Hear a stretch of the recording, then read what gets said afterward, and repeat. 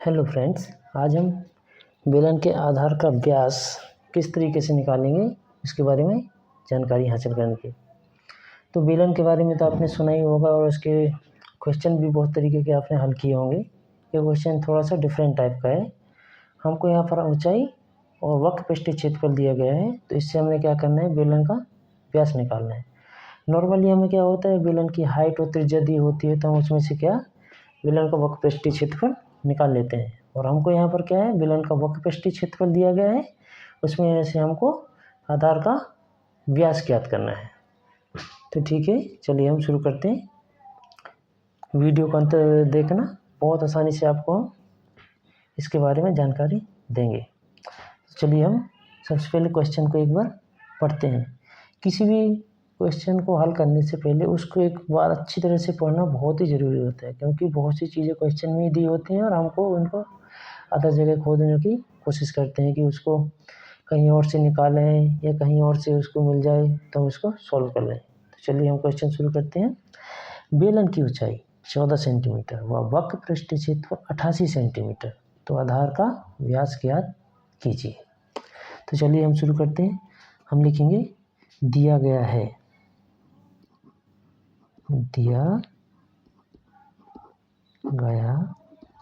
कि हाइट क्या हो एच बराबर 14 सेंटीमीटर, वक्रपृष्ठीय क्षेत्रफल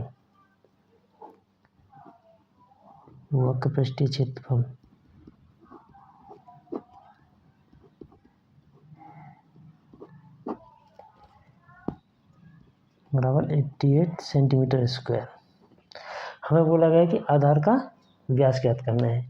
हमको वक्रपृष्ठीय क्षेत्रफल भी दिया गया है, ऊंचाई भी दिया गया है, तो हम क्या करेंगे, हमको व्यास ज्ञात करना है। व्यास तो निकलेगा नहीं, हम त्रिज्या निकालेंगे। त्रिज्या निकालने के बाद हम क्या करेंगे, त्रिज्या का व्यास क्या होता है, दोगुना होता है, तो हम उसको डबल कर देंगे। सबसे पहले हम त्रिज्या निकालेंगे, तो हम लिखेंगे वक्रपृष्ठीय क्षेत्रफल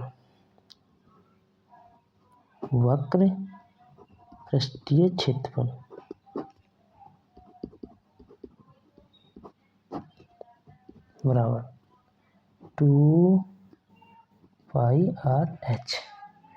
अब वक्रपृष्ठीय क्षेत्रफल हमको दिया गया है कितना, 88, तो हम यहाँ लिखेंगे 88 इक्वल टू 2 पाई का मान 22/7 और r जो है हमको ज्ञात करना है।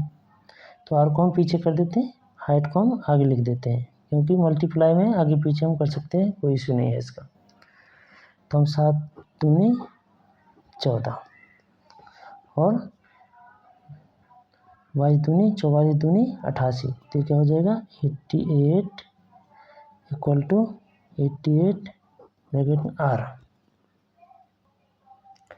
तो दोस्तों हम अब क्या करेंगे, इस r को यहीं रहने देंगे, इसको हम पक्षांतर करेंगे। तो यहाँ क्या हो जाएगा, r इक्वल टू 88/88।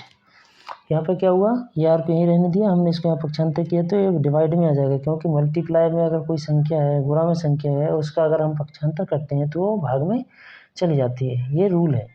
तो हमें r बराबर क्या निकला है, 88 में से 88 गया तो 1, r बराबर 1 निकलाया।